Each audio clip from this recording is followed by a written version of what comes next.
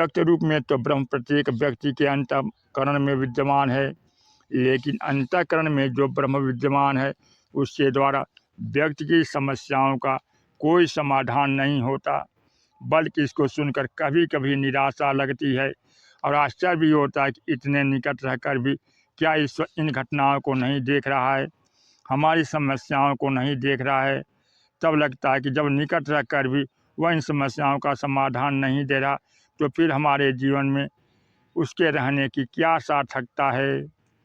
काकभुसुंडी जी ने भी अपनी आत्मकथा गणु जी को सुनाते हुए कहते हैं, काकभुसुंडी जी के पूर्व जन्म का नाम भुसुंडी शर्मा था। भुसुंडी शर्मा बाल्यावस्था से ही भगवत चरणानुरागी थे, प्रारंभ से ही भगवान की खोज में चल पड़े। वे बड़े बड़े महात्माओं के पास गए और महात्माओं से पूछे, ईश्वर की मुझे प्राप्ति कैसे होगी, ईश्वर कहाँ मिलेगा। और तब जितने महात्मा थे वे सब एक ही उत्तर देते थे, ईश्वर सर्वभूत में है। अरे भाई, तुम जिसे ढूंढ रहे हो वह ईश्वर कहीं अन्यत्र नहीं रहता, वह तो तुम्हारे अंतःकरण में विद्यमान है। और इससे आगे बढ़कर महात्मा लोग यह भी कह देते थे कि वह केवल अंतःकरण में ही नहीं रहता, वरन सत्य तो यह है कि तुम में और उसमें रंच मात्र भी भेद नहीं है। सोते ताहि तो ही नहीं भेदा, बार बीती उगा वहीं भेदा। वैसे जल और तरंग में रंच मात्र भेद नहीं होता, उसी प्रकार से जीव व ब्रह्म में भी भेद नहीं होता है। जब काकभुसुंडी जी गणु जी को यह कथा सुना रहे थे, गणु जी ने कहा कि महाराज, महात्मा लोग तो बिल्कुल ठीक कह रहे हैं थे, क्योंकि सारे शास्त्र रूप निषद भी यही कहते हैं ईश्वर पर। काकभुसुंडी जी ने बड़ा सुंदर उत्तर दिया। उन्होंने कहा कि यद्यपि मुनियों ने बड़े सुंदर सत्य बताया, विविध भांति मही मुनि समझावा, लेकिन निर्गुण मत मत हृदय ने आवा। यह सिद्धांत मेरा हृदय स्वीकार नहीं करता था।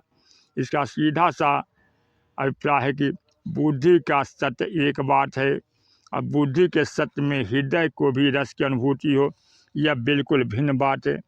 इसे हम कह सकते हैं कि बुद्धिगत ईश्वर का लक्षण तो हम सबको ज्ञात है, पर बुद्धिगत ईश्वर के द्वारा हमारी समस्याओं का समाधान नहीं हो सकता। इससे हमारे अंतःकरण को रस और तृप्ति की अनुभूति नहीं होती। इसके लिए एकमात्र सूत्र यही है कि बुद्धि का सत्य हमारे हृदय में उतरे, और इसी को हम अवतार कहते हैं। अवतार का अर्थ है नीचे उतारना। भाषण के माध्यम से तर्क उत्तर के द्वारा ब्रह्म के स्वरूप को कहा जा सकता है, और बुद्धि की दृष्टि से वह युक्त संगत भी हो सकता है, लेकिन व्यक्ति के हृदय में जो एक रस की पिपासा है उसकी प्यास नहीं बुझ सकती।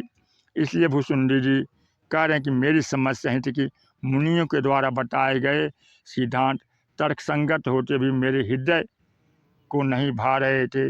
इसका मूल सूत्र है कि ईश्वर की सर्वव्यापकता का सिद्धांत सत्य होते हुए भी वह हमारी समस्याओं का समाधान नहीं कर सकता।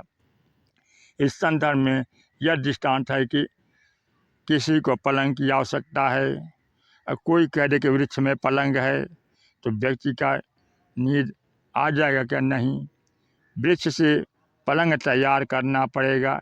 ठीक गोस्वामी जी कहते हैं कि यही समस्या व्यक्ति के सामने है।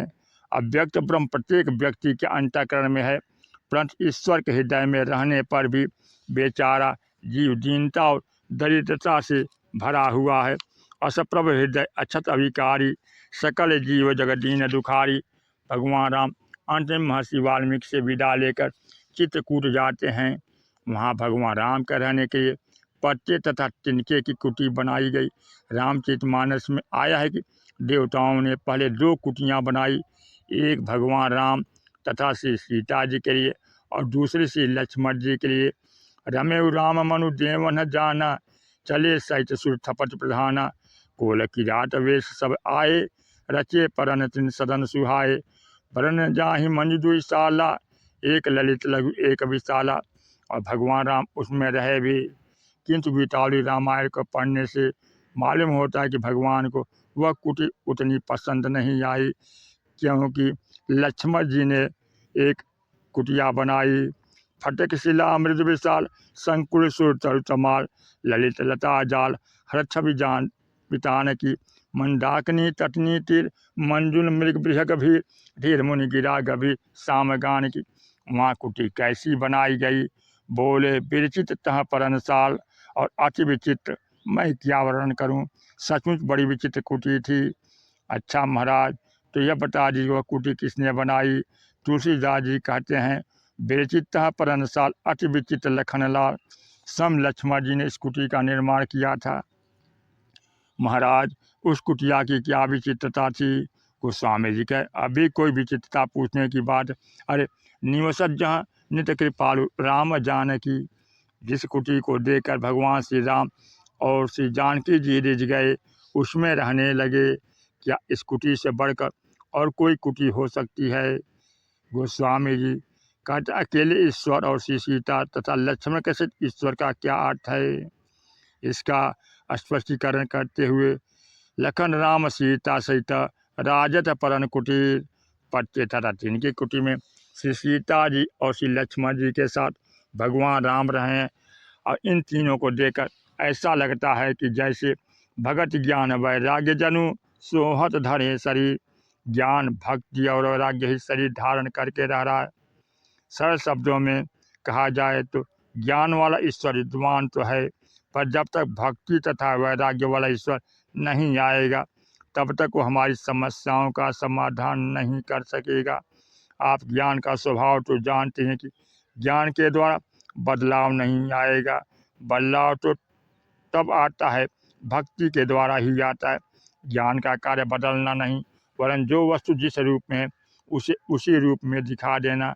ज्ञान माने होता है प्रकाश, और प्रकाश का कार्य किसी वस्तु को बदल देना नहीं है। प्रकाश में व्यक्ति बदल नहीं जाता, अपितु जो व्यक्ति जैसा है वैसा ही दिखाई देता है। निर्गुण निराकार के रूप में जो अव्यक्त ब्रह्म है वह विशुद्ध ज्ञानमय है, और ऐसा ज्ञानमय ब्रह्म प्रत्येक हृदय में विद्यमान होते हुए केवल प्रकाशक के रूप में रहता है। विषय करण सुर जीव समेता, सकल एकते एक सचेता, सब कर परम प्रकाशक जोई, राम अनादि अवधपति सोई। ज्ञानमय ईश्वर प्रकाशक ईश्वर बदलता है कि नहीं, तो इसका उत्तर रामायण तथा गीता दोनों में लगभग एक ही है। दोनों ग्रंथों में आए कि प्रकाश विषम नहीं होता। संसार में जो प्रकाश हो रहा है उसमें बैठकर रामायण की कथा पढ़ें, गीता पढ़ें, भागवत जी का पाठ करें, या कोई भीषण भयावह भाषण देने लगें, प्रकाश घटेगा नहीं।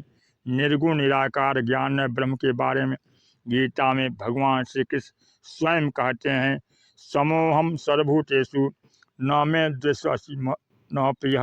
अर्जुन, मैं समस्त प्राणियों में समरूप से विद्यमान हूँ, न मेरा किसी से द्वेष है और न ही किसी से प्रेम। रामायण में भी इसी सिद्धांत को दोहराते हुए गोस्वामी जी कहते हैं, यद्यपि सम नहीं राग न रोषु, गह न पाप पुण्य गुण दोषु। शुद्ध ज्ञान में ब्रह्म न तो किसी से राग करता है और न किसी से द्वेष, वह किसी का पक्ष नहीं लेता। यही ईश्वर का स्वरूप है। किंतु भाई, इस ज्ञान के द्वारा क्या व्यक्ति की समस्या का समाधान हो सकता है। हाँ, इस रूप में तो हो सकता है कि केवल ज्ञान के माध्यम से ब्रह्म से अपनी अभिन्नता का हम चिंतन करें, और चिंतन करते हुए हम भी अपने आप में समर्थ में स्थित होकर राग द्वेष से मुक्त हो जाएं। इस तरह व्यक्तिगत रूप से हम तो उन परिस्थितियों से ऊपर उठ जाएंगे, पर समाज में तो परिस्थितियाँ ज्यों की त्यों बनी रहेंगी। एकत्व का ज्ञान व्यक्ति विशेष को भले ही अपने स्वरूप का बोध करा दे, पर समाज की समस्याओं का समाधान नहीं दे सकता। इसलिए व्यक्ति के सामने मुख्य प्रश्न है कि इसका समाधान कैसे हो। इसका समाधान रामचरितमानस में बड़े अनोखे रूप में दिया गया है। भगवान कहते हैं कि मेरे मन में न तो किसी के प्रति राग है और न ही द्वेष, लेकिन भाई जब उनमें राग नहीं है तब फिर हमारी ओर उनका ध्यान क्यों जाएगा, और जब द्वेष नहीं है तो बुराई को मिटाने की चेष्टा वे क्यों करेंगे। बस यहीं पर भक्ति और वैराग्य की भूमिका सामने आ जाती है। भक्ति की भूमिका है ईश्वर में राग उत्पन्न करना, तथा वैराग्य की भूमिका रोष उत्पन्न करना है। जब ब्रह्म में राग उत्पन्न होगा तो हमसे प्रेम करेगा, और जब क्रोध उत्पन्न होगा तो हमारी बुराइयों को मिटाएगा। इसलिए हमें राग रोष रहित ईश्वर की नहीं, बल्कि राग और रोष युक्त ईश्वर की आवश्यकता है। भगवान राम को राग की प्रेरणा देते हैं श्री सीता जी, तथा रोष की प्रेरणा देते हैं श्री लक्ष्मण जी। परंतु भगवान राम अपने स्वभाव के अनुसार बार बार अपने स्वरूप में लौट आते हैं। लक्ष्मण जी की भूमिका पर ध्यान दिए तो भगवान राम को क्रोध करने के लिए प्रेरित करते थे। भगवान राम समुद्र के किनारे बैठे हैं अपने मित्रों से। प्रभु ने पूछा कि समुद्र को कैसे पार करें। विभीषण जी ने भगवान राम से कहा, प्रभु समुद्र तो आपका कुलगुरु है, अतः आप समुद्र के किनारे बैठकर प्रार्थना करें। आपकी प्रार्थना सुनकर समुद्र आपको मार्ग दे देगा और तब आपकी सारी सेना पार हो जाएगी। मेरी दृष्टि में समस्या का यही उपयुक्त समाधान है। भगवान राम ने विभीषण की सलाह सुनकर विभीषण की प्रशंसा करते हुए कहते हैं, सखा कहे तुमने के उपाय, करिया दैव जो होई सहाय। में तुमने बहुत सुंदर उपाय बताया है, अगर दैव सहायक होगा तो सफलता अवश्य मिलेगी। सूर्योदय हैं तो लक्ष्मण जी अरुणोदय हैं और सीता जी मिठास हैं। इसलिए जीवन में ज्ञान वैराग्य भक्ति की परम आवश्यकता है। जिसमें वैराग्य और भक्ति होगा वहीं ईश्वर को प्राप्त कर सकता है। बोलिए सियावर रामचंद्र की जय, पवन सुत हनुमान की जय, उमापति महादेव